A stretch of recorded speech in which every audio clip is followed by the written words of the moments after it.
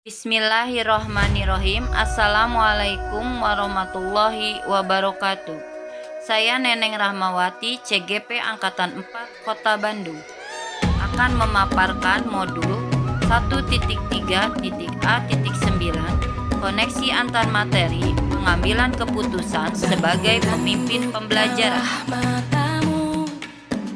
Pertanyaan pemantik: mengajarkan anak menghitung itu baik, namun mengajarkan mereka yang berharga atau utama adalah yang terbaik. Berdasarkan pertanyaan pemantik tersebut, mengajarkan anak merupakan tugas guru. Namun tugas guru bukan hanya mengajar, tapi mendidik, mengajar, membimbing, mengarahkan, melatih, menilai, dan mengevaluasi. Dalam menjalankan tugasnya, guru harus mampu mengembangkan berbagai kompetensi yang dimiliki siswa seperti pengetahuan, sikap, pemahaman, nilai, bakat atau kemampuan, dan minat yang berbeda. Dengan demikian, seorang guru yang baik harus mampu membuat keputusan sebagai pemimpin pembelajaran yang dapat membelajarkan seluruh siswa untuk mengembangkan berbagai kompetensinya melalui kegiatan, memberikan pengalaman yang menyenangkan untuk mencapai tujuan pembelajaran yang holistik sesuai dengan bakat dan minatnya. Kompetensi yang dikembangkan tersebut dapat digunakan untuk mencapai keselamatan dan kebahagiaan sebagai seorang manusia dan anggota masyarakat. Bagaimana pandangan Ki Hajar Dewantara dengan filosofi Pratap Triloka memiliki pengaruh terhadap pengambilan sebuah keputusan sebagai seorang pemimpin pembelajaran? Pandangan Ki Hajar Dewantara dengan filosofi Pratap Triloka jika diartikan dalam bahasa Indonesia adalah: di depan memberi contoh, di tengah memberi dukungan untuk berkarya, dan di belakang menuntun untuk mengarahkan siswa-siswinya berjalan di arah yang benar. Filosofi Pratap Triloka memberikan tuntunan bagi guru untuk senantiasa mengambil keputusan yang berpihak pada siswa. Keberpihakan dapat dimulai dengan tidak hanya mentransfer ilmu kepada siswanya, namun seorang guru yang baik harus mampu menjalankan peran sebagai pengganti orang tua di sekolah, yang tugasnya mengarahkan siswa untuk mengembangkan berbagai kompetensi yang dimiliki guna mencapai tujuan pendidikan holistik melalui teladan yang bisa dicontoh, semangat atau dorongan untuk menjadi lebih baik, dan bimbingan atau arahan agar selalu pada jalur kebenaran, agar siswa mencapai keselamatan dan kebahagiaan sebagai seorang individu dan anggota masyarakat. Bagaimana nilai-nilai yang tertanam dalam diri berpengaruh ketika kita mengambil keputusan? Setiap pengambilan keputusan yang dilakukan seorang pemimpin pembelajaran harus berdasarkan nilai-nilai kebajikan universal. Nilai yang positif itu dapat tertanam dalam diri kita melalui pengkondisian dan pembiasaan. Keyakinan atas kebenaran menjadi salah satu prinsip pengambilan keputusan yang baik. Nilai kebenaran bersumber pada unsur akal manusia yang dapat dipertanggungjawabkan. Mungkin saja terdapat dua nilai kebenaran yang saling bertentangan, sehingga dalam pengambilan keputusan kita dapat menggunakan tiga prinsip pengambilan keputusan yang berdasarkan hasil, peraturan, atau rasa peduli. Dengan demikian, jika terjadi kasus dilema etika, maka keputusan yang kita ambil akan mengurangi resiko ketidaktepatan pengambilan keputusan di kemudian hari yang akan berdampak pada kerugian bagi diri sendiri ataupun lingkungan.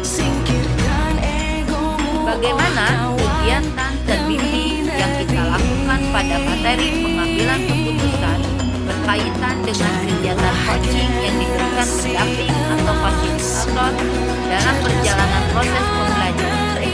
Bimbingan yang diberikan fasilitator pada kegiatan elaborasi moda daring memberikan pemahaman kepada saya bahwa dalam membantu memecahkan masalah yang dihadapi siswa dan rekan sejawat, kita tidak harus memberikan jawaban secara langsung, Namun, kita dapat menggali potensi yang dimiliki Koci melalui tahapan tirta, sehingga keputusan yang diambil lebih tepat karena sesuai dengan potensi yang dimilikinya.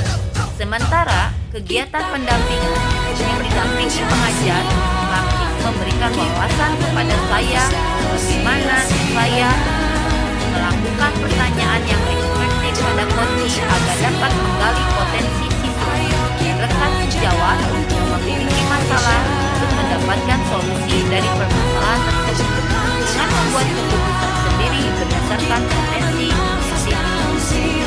Dua kegiatan tersebut memberikan inspirasi selalu mengambil keputusan yang berpijak pada nilai kebaikan universal atau berpihak pada siswa yang dapat dipertanggungjawabkan.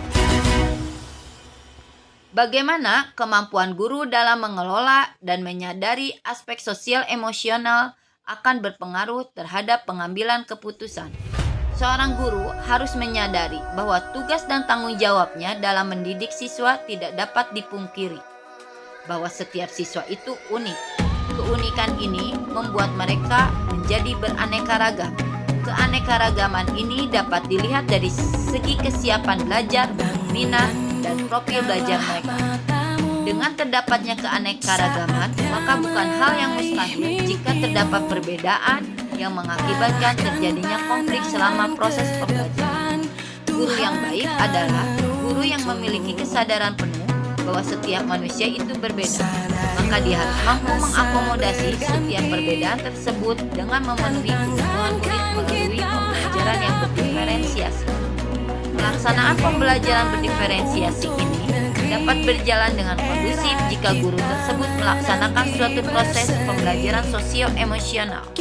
Pengambilan keputusan yang dapat diambil oleh seorang pemimpin pembelajaran dalam menyelenggarakan pembelajaran yang berpihak pada siswa adalah dengan melakukan pembelajaran berdiferensiasi, baik konten, proses, maupun produk. Sementara, untuk menciptakan suasana kondusif selama proses pembelajaran, maka pembelajaran sosial emosional dapat digunakan untuk menciptakan kesadaran penuh pada siswa dan menyadarkan siswa bahwa belajar merupakan anugerah, bukan sekedar menyelesaikan suatu kewajiban. Bagaimana pembahasan studi kasus yang berfokus pada masalah moral atau etika kembali kepada nilai-nilai yang dianut seorang pendidik. Pembahasan studi kasus yang berfokus pada masalah moral harus didasarkan pada nilai-nilai kebajikan universal. Jika kita menemukan sebuah kasus yang di dalamnya terdapat nilai benar dan salah, maka itu termasuk rujukan moral. Hal yang harus diingat, 1. Jika kasus tersebut termasuk rujukan moral, maka kita harus mengambil keputusan sesuai dengan hukum yang berlaku. 2. Jika kasus termasuk ke dalam dilema etika, di mana kasus tersebut terdapat dua nilai kebenaran yang saling bertentangan, seperti individu lawan masyarakat, kesetiaan lawan kejujuran, keadilan lawan kasih sayang, jangka pendek lawan jangka panjang, maka kita dapat mengambil keputusan dengan 3 prinsip pengambilan keputusan berdasarkan aturan, berdasarkan hasil akhir, dan berdasarkan rasa peduli. Bagaimana pengambilan keputusan yang tepat tentunya berdampak pada terciptanya lingkungan positif, kondusif, aman, dan nyaman. Pengambilan keputusan akan dirasakan tempat dan berdampak pada lingkungan yang positif, kondusif, aman, dan nyaman adalah ketika kita sudah mampu mengidentifikasi sebuah kasus yang dihadapi, apakah itu termasuk dilema etika atau bujukan moral. Ketika kasus yang dihadapi di sekolah setelah diidentifikasi termasuk dilema etika, maka kita harus mengambil keputusan berdasarkan kepentingan siswa, nilai-nilai kebajikan, dan dapat dipertanggungjawabkan.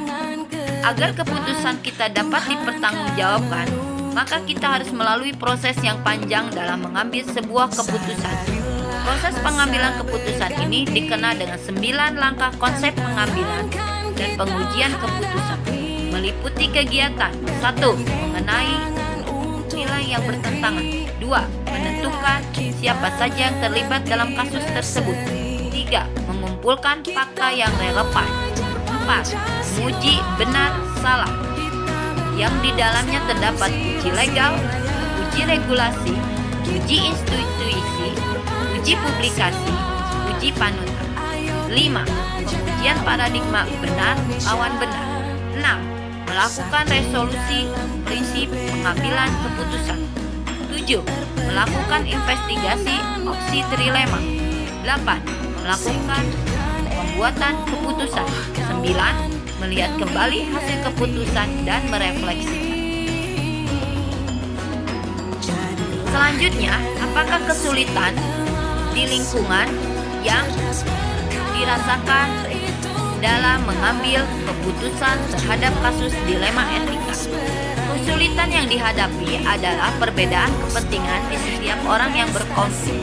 Setiap keputusan yang diambil dalam kasus dilema etika tentu saja tidak akan memuaskan semua pihak. Namun pengambilan keputusan yang diambil oleh seorang pemimpin pembelajaran harus selalu berpihak pada siswa, dilandaskan nilai kebajikan universal dan dapat dipertanggungjawabkan. Perbedaan cara pandang dalam mengambil sebuah keputusan, meskipun sudah melalui paradigma etika moral, 3 prinsip pengambilan keputusan, dan 9 langkah konsep pengambilan dan pengujian keputusan. Oleh sebab itu, kegiatan sosialisasi pengambilan keputusan pada kasus dilema etika ini perlu disosialisasikan di lingkungan sekolah, agar kita memiliki paradigma yang sama dalam memutuskan sebuah kasus. Pada akhirnya, apakah pengaruh pengambilan keputusan yang kita ambil ini sesuai dengan pengajaran yang memerdekakan murid kita? Jika dalam suatu pengambilan keputusan selalu memperhatikan kepentingan siswa, nilai-nilai kebajikan universal, dan dapat dipertanggungjawabkan, maka dapat dikatakan bahwa keputusan yang kita ambil ini adalah keputusan yang memerdekakan siswa untuk merdeka belajar. Keputusan dapat diartikan memerdekakan siswa jika siswa bebas dalam berinovasi, tidak terpaku pada aturan-aturan yang mengikat dan mengekang pikiran kritis mereka. Dengan membiarkan mereka bebas dalam bereksplorasi, siswa mendapatkan wawasan baru, baik dari guru ataupun dari sekitar lingkungan. Semakin lama karakter siswa akan terbentuk dan menjadi lebih kompeten dari sebelumnya. Itulah yang menjadi tujuan dari merdeka dalam belajar ini. Siswa dituntut untuk lebih berinovasi dan bebas. Selain cakap ilmu, mereka juga akan cakap bersosialisasi. Dengan demikian, guru harus mampu menciptakan sebuah pengalaman belajar yang menyenangkan sesuai kebutuhan siswa untuk mencapai 6 profil pelajar Pancasila yang dipercaya dapat menjadi modal siswa untuk mencapai keselamatan dan kebahagiaan sebagai individu dan masyarakat. Bagaimana seorang pemimpin pembelajaran dalam mengambil keputusan dapat mempengaruhi kehidupan atau masa depan murid-murid? Cara pengambilan keputusan sebagai pemimpin pembelajaran dapat mempengaruhi masa depan siswa adalah ketika seorang guru menempatkan dirinya sebagai pengganti orang tua di sekolah yang mampu melihat berbagai kompetensi yang dimiliki siswa untuk dikembangkan lebih baik, bahkan melicinkan kemampuan diri siswa sesuai dengan kualitas alam dan zaman untuk mencapai tujuan akhir dari sebuah pendidikan, untuk mencapai keselamatan, kebahagiaan sebagai manusia dan anggota masyarakat. Apakah kesimpulan akhir yang dapat Anda tarik dari pembelajaran modul materi ini dan kaitannya dengan modul sebelumnya? Kesimpulan akhir dari hasil pembelajaran modul yang sudah saya pelajari ini dan kaitannya dengan modul-modul sebelumnya adalah bahwa menempatkan posisi guru sebagai pemimpin pembelajaran bagi siswa dan komunitas praktisi di lingkungan sekolah harus memiliki kemampuan berdasarkan peraturan lokal yang dapat membantu menciptakan kompetensi yang sudah dimiliki siswa atau rekan sejawat dan berkembang dengan sangat baik karena sesuai dengan tanggung jawab. Guru sebagai pendidik harus mampu menjadi contoh ikutan yang baik bagi lingkungan. Selain itu, kemampuan guru dalam mengambil keputusan untuk kebaikan siswa dan rekan kerjanya harus didasari dengan kemampuan dalam melaksanakan fungsi melalui tahapan ilmu. Sehingga pengambilan keputusan yang diperoleh memberikan dampak positif bagi murid bersekolah karena berdasarkan potensi yang dimiliki sesuai dengan kodrat Allah. Terima kasih atas perhatiannya. Sekian koneksi antar materi yang saya sampaikan di modul 1.3.A.9. Wassalamualaikum warahmatullahi wabarakatuh.